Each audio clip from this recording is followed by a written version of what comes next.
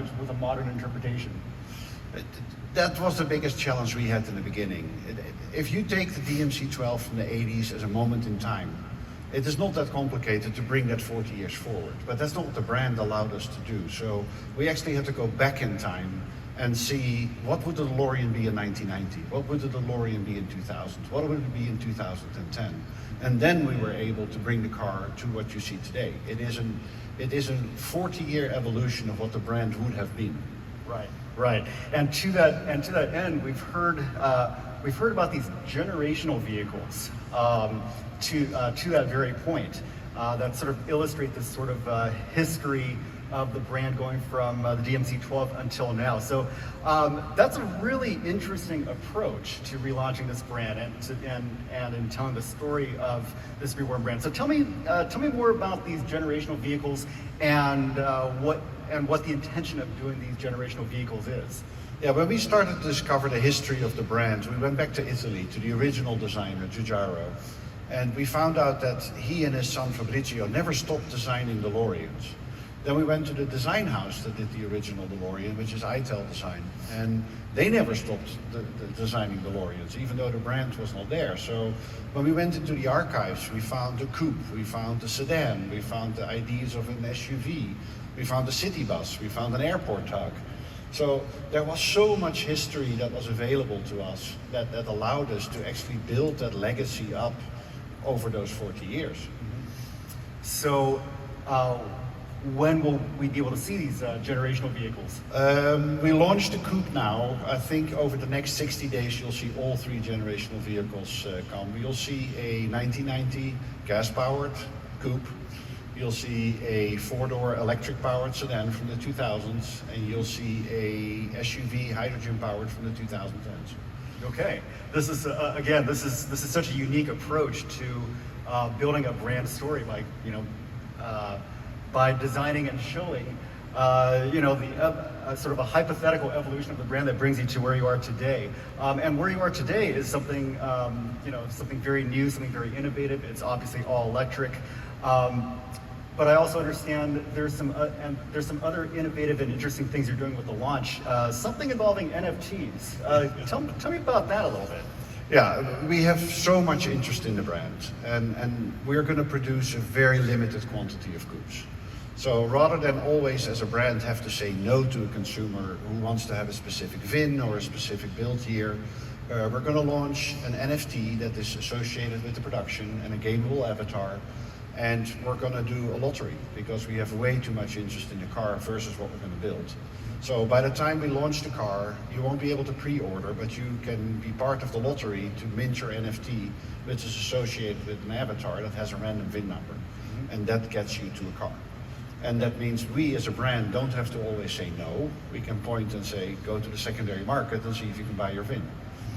Okay, so in a lot of ways, it sounds like you're sort of democratizing access. Yes. To these early cars. Absolutely. Okay, so basically, you show up with $1 million, and that's not gonna work. Get you further up in line. Exactly, that's not going to work. It is if you're an enthusiast and you're part of the lottery, and you happen to be able to mint your NFT, you got a car in the future. Okay, all right.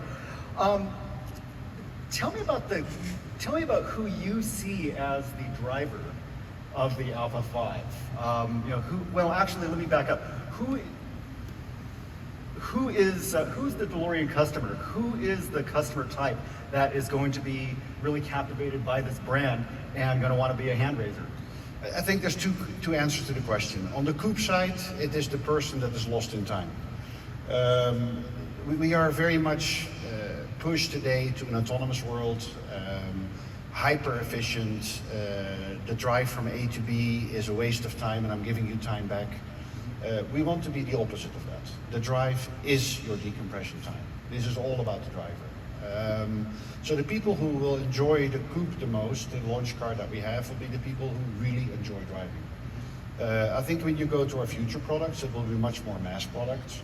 That will be much more into people who love the design, love our connectivity on a human level, and that demographic will skew more towards a younger crowd. But right now the coupe is for people from all ages who truly enjoy the drive. You will have an off button on your autonomous. You'll have an off button on your radar-based cruise control, because that's not about the drive. That is about AI taking over from you as a human. We want the AI to be supporting the human, but not controlling the human. Okay. All right. So basically, the key word I'm hearing is off switch. Yes. So so from what I'm hearing, the coupe, the Alpha 5, will have some level of autonomous drive technology, some level of ADAS feature integration, but you can turn all that off. Yes, absolutely. It is. I'm driving a brand today where you don't have an off switch, so I'll never use cruise control anymore. It's I need that off switch. A lot of people need that off switch. Right. Okay. So right now, the EV market is truly emerging into mass market space, and that's exciting for all of us. I mean, for the last 10, 20 years, we've all been here very enthusiastic about electrification and excited about the promise that it holds. And finally now, we're at the point where we have true mass market EVs coming into the marketplace. Electric models are some of the most talked about by the public.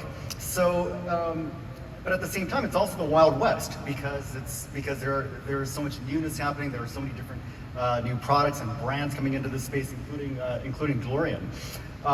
There are numerous startups, along with legacy automakers, that are bringing all kinds of new products and ideas to the table. So what are some of the white space opportunities you see for DeLorean, not just with the Alpha 5, but for the brand? I like the concept of having more people in the marketplace. Choice is amazing for consumers. We just heard from the previous speaker, there's going to be 87 different vehicles available in the US market by year end. That needs to be 487. It is, the more the better. I mean, if you look at the penetration of electric vehicles today, it's still very low. Europe is way ahead of the US because of their energy costs. There's so much space for people to jump in. Our white space in the market is try to make that human connection. The first patents we as a company earned are actually fully related to how to connect the human to the vehicle. And it's not about drowsiness of your eyeballs and the car tells you to take a cup of coffee, but it is more like, how can I replicate the body temperature of my significant other in my car seat? How can I bring my true north, which is my home, always in front of me in the vehicle? So our white space will be for the driver. Our white space is for people who want to be connected on a human level. The car is there, it has the technology, yes, it has autonomous 2.5. That's a given in today's market, but what do you do more? How do you connect the human back into the driving experience? Autonomous level 4, level 5, it's coming. I dread the day in 20 years when we're all driving in a teardrop-shaped car that goes automatic. It just creates more time to do more work. No, the drive is your decompression time. That is our white space. Okay, that makes perfect sense to me. And you talk about bringing that human element to driving. Is that does that have anything to do with the reason why the Alpha 5 is a 4-seater as opposed to just a 2-seater as the original GMC 12 was? Is it about kind of sharing that experience with others? I have a great marketing answer, but the truth is no. If you package a 100 kilowatt plus battery pack into a vehicle, your wheelbase will be big. You don't have a choice. Yes. Once you have a big wheelbase, you need to start looking at your design to see if the overhangs of the vehicle are in proportion to the vehicle. And what we found is that the amount of interior space in the vehicle was so large, it didn't make any sense not to make it a 2+2. But it's not a 5-seater. It is that we are pretty extreme on our greenhouse. So the back 2 seats, they're perfectly capable for my 12-year-old to sit in, but I don't fit. So it was, because we had so much space, it was logical to do it, but it's not really a full 4-seater. It is a 2+2.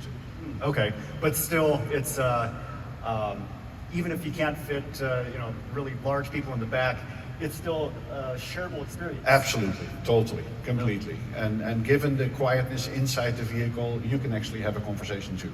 Right. Actually, the more I think about it, it's interesting to hear that the fact that it's a four-seater really wasn't about, it was really more driven by engineering and design.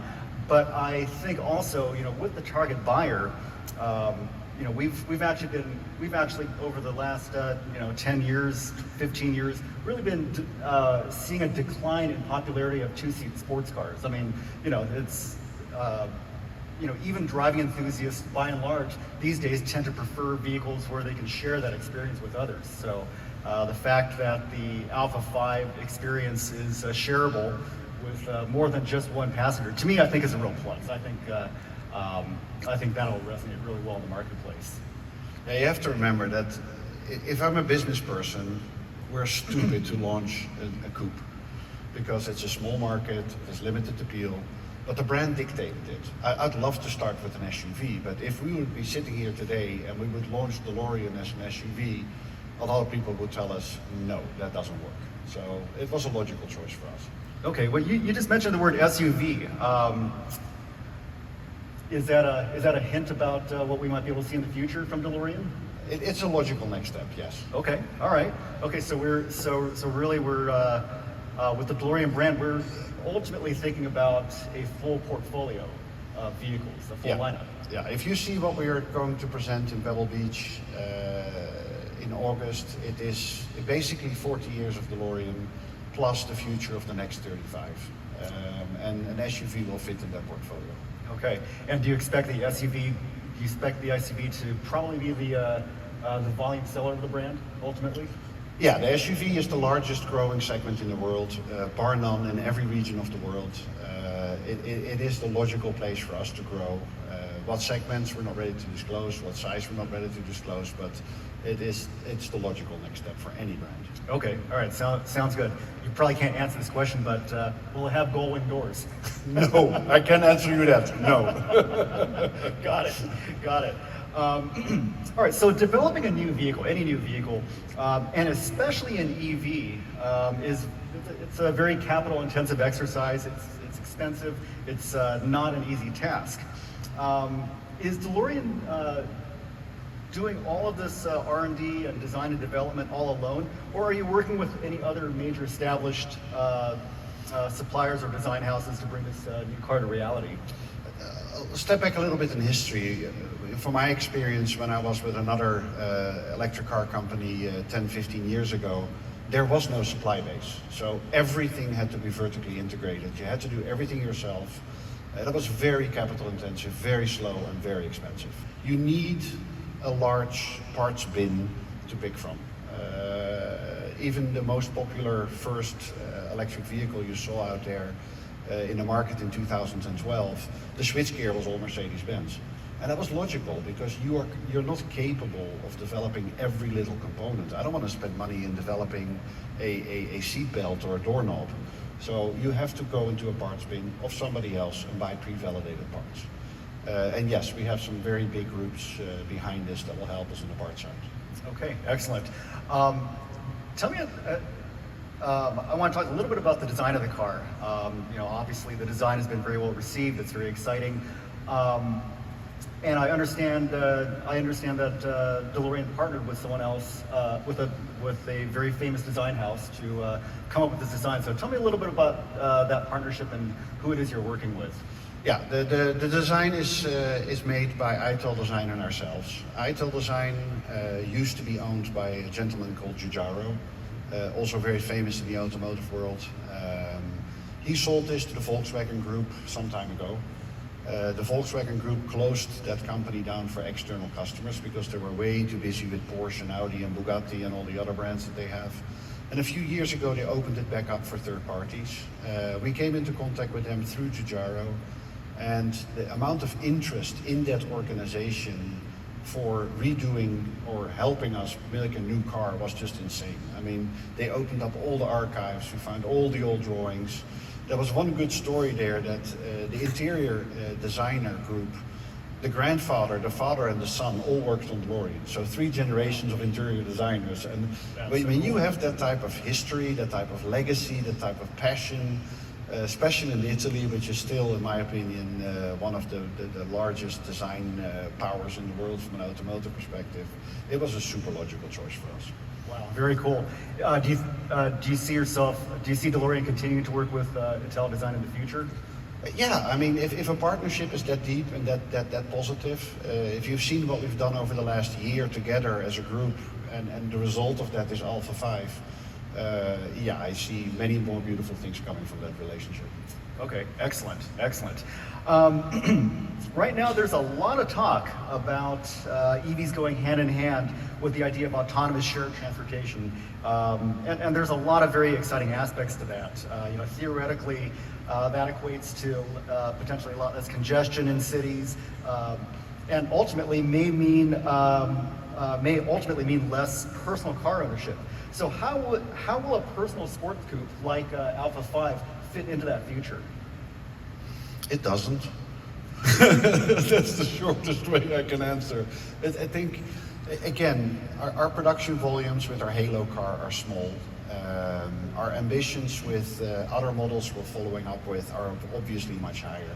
But we needed that Halo car. That Halo car is not about autonomous. It's not about fitting in. It is probably not the primary driver for many households that buy that car. It is in many cases for them a congratulatory purchase, and it's a damn cool car.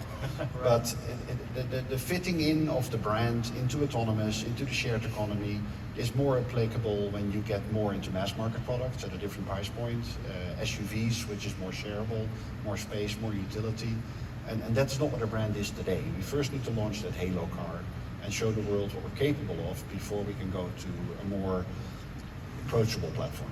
Okay, all right, excellent. That's I often wonder about that myself. Where in this, I'm a car enthusiast. You're a car enthusiast. We love the act of driving, and the future does involve situations where we may not be actively driving as much anymore. So it does, as a car enthusiast, I always ask myself the question, how does that personal desire to drive fit in with, a lot of the autonomous technologies and driving environments that we may see in the future. So that's I think what you're seeing in certain areas now, especially in Europe, where the congestion is even higher in certain areas, is that you'll start seeing mandatory autonomous driving on certain stretches of highway. It's coming. So vehicle to grid, vehicle to X technologies, autonomous level 4 and 5 will become standardized in the products that we sell. It's not something for us today. I think there are so many, the technical barriers are getting solved, the legislative barriers are nowhere near being solved. True. The consumer perception, the safety of consumer, how they feel about those technologies is not settled yet. It is coming. We will have that teardrop that does A to B all on its own. I hope it's a very long way away. Well, it's funny though. In some ways, when I think about it, we are right where we are. We're located to the infamous 405 freeway, one of the most congested and unpleasant freeways to drive around during rush hour. There's, to me, in some ways, I don't really consider sitting in traffic in the 405 to really be driving. That's more like suffering, really. But perhaps this gets back to your point about having an off button. Perhaps when I'm just commuting to the office, stuck in traffic, I want the car to do that for me because that's not really fun. That's not really driving. But take all the traffic away, get me on an open road, and yeah, I want to drive. I think that is where we will position ourselves very strongly. That off button, as long as we're legally allowed to turn it off, we will be able to turn it off. Okay. So I see we're getting close to the end of our discussion. I guess I'd like to ask you: is there anything else we should know about DeLorean or the Alpha 5, or maybe some hints that you can leave us with to whet our appetites for the near future? We had a 2.5-hour podcast with the owners of the original DeLorean last Sunday, because that group kept this brand alive like nobody else. And over the 2.5 hours, we were discussing with original DeLorean employees, with owners today that have been with the brand for 30 years. And when they saw how careful we were in going over 40 years with all the generational vehicles and what it culminates in today, I think we got the endorsement from that group, and that was really, really important. That also allows us now to go further to the future. A lot is being said about battery electric vehicles, and I think battery electric vehicles in the current technology is the only answer possible today. I think in the future you'll see us very quickly pivot to hydrogen. It will always be electric drive, obviously, but the amount of investment in Europe now, especially with the war in Ukraine, in hydrogen infrastructure is going to explode. And as long as we get to green hydrogen fast, I think we're overcoming some of the technical incapabilities of battery, like charging, weight, cost. And that transition will happen probably quicker than people imagine. And I think what you'll see next from us is obviously another product in a more mass market segment, without naming any words, but you'll also see different approaches to technology. Green is clean, but clean has multiple solutions, and we cannot be pivoted or cannot be pigeonholed into a single technology choice of batteries today.